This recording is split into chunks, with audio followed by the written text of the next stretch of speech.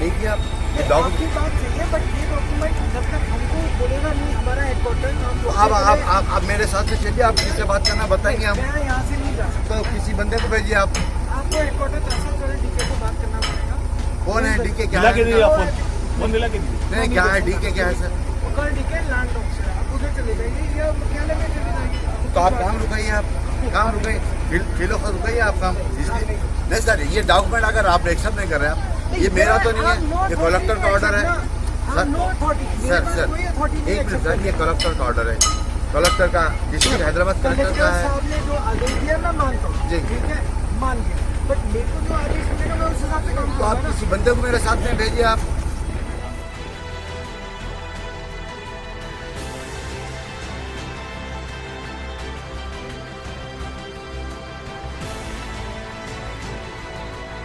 हैदराबाद के कारवन विधानसभा और नामपल्ली विधानसभा से जुड़ी बहुत ही महत्वपूर्ण खबर। कारवन विधानसभा और नामपल्ली विधानसभा के कुछ इलाके हैं जो आर्मी क्वार्टर्स इन इलाकों में है।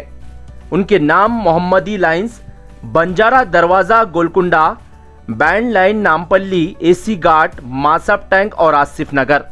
यहाँ पर आर्मी के क्वार्टर्स है और यहाँ पे अगर कोई भी कार्य करना है तो आर्मी से अनुमति लेना पड़ता है। आर्मी इलाकों में कोई भी निर्माण कार्य करना हो तो आर्मी से अनुमति लेना पड़ता था और यहाँ के निवासियों को बहुत ही दिक्कत का सामना था।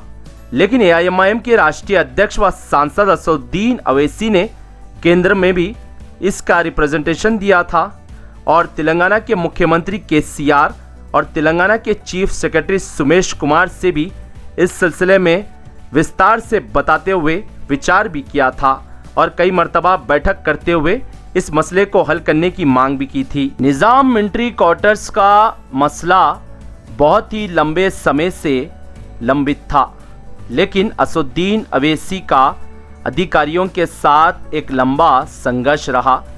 उसके बाद विधायक कौसर मोहिउद्दीन ने असदुद्दीन अवैसी के निर्देश पर तेलंगाना की विधानसभा में भी इस मसले को बार बार उठाया और अधिकारियों के साथ कई मर्तबा कौसर मोहिउद्दीन ने भी असदुद्दीन अवैसी के निर्देश पर विचार भी किया।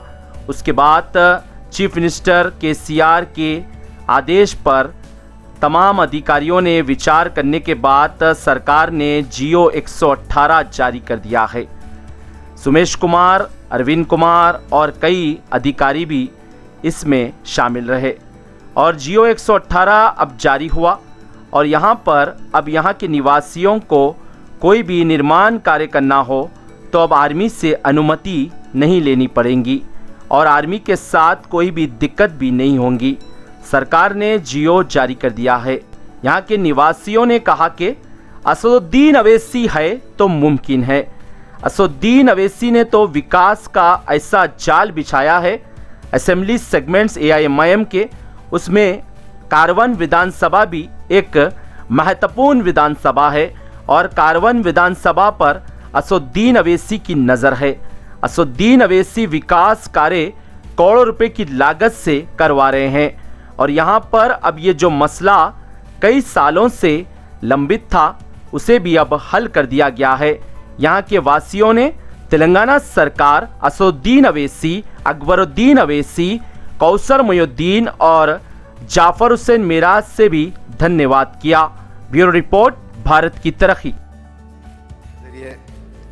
हुकूमत को ये बताना चाह रहा हूँ, मेरे इलाके कारवान कॉन्स्टिट्यूंसी के अंदर जो अतराफ गोलकुंडा, रामदेवगुड़ा, मोहम्मदी लाइन, टोली चौकी के इलाके में जो आर्मी के क्वार्टर्स है, वहाँ पर पिछले कई सालों से मजलिस इत्तेहादुल मुस्लिमीन की नुमाइंदगी पर सेंट्रल लेवल में और स्टेट लेवल में नुमाइंदगी की जा रही थी। 2008 के दरमियान में हमारे मरहूम सालार मिल्लत सदर मोहतरम की नुमाइंदगी पर 2 GO रिलीज हुए थे, जो GO 166 और 264, जिसके बाद रियासत आंध्र प्रदेश उस वक़्त की और कलेक्टर की जानिब से जो मोहम्मदी लाइन निज़ाम मिलिट्री क्वार्टर्स के नाम से है, वहाँ पर उन तमाम को गवर्नमेंट की जानिब से रजिस्ट्रेशन किया गया था, जिसके बाद 2012 से वो रजिस्ट्रेशन को रोककर आज 2013 से आज तक वहां पर सुबह और शाम कोई मेंटेनेंस का काम किया नहीं दिया जा रहा।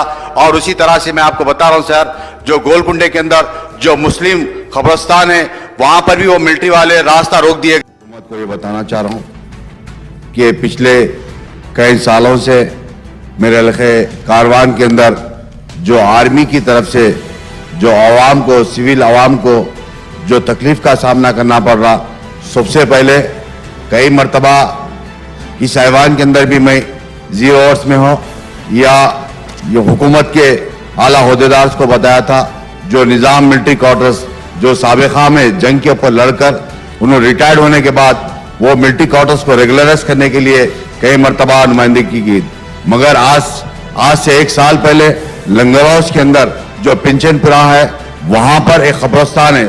साबिक़ा में 2007 के दरमियान में हमारे हैदराबाद के MP साहब असदुद्दीन साहब ने डिफेंस के आला ओहदेदार और हुकूमत को यहाँ के मिलाकर वहां के कब्रिस्तान, मुस्लिम कब्रिस्तान के लिए 5 एकड़ छुड़ाई थी, जिसके अंदर आज से 1 महीना पहले ये आर्मी के ऑफिसर्स वहां पर आकर फिर सर्वे कराकर 2 एकड़ जमीन फिर लेकर खबरों को भी लेकर उन्होंने तामीर कर रहे हैं। ये आपके जरिए हुकूमत को बताना चाह रहा हूं। और तीसरा, जो 7 गुम्बज के सामने जो खुली कुतुब शाह नगर एक स्लम लोकेलिटी है, वो बस्ती को आने जाने का रास्ता है, वो रास्ते को बंद कर दिए। इसके लिए भी मैं कई मरतबा हुकूमत के और हमारे मौजूदा कलेक्टर मैडम को भी बताया था।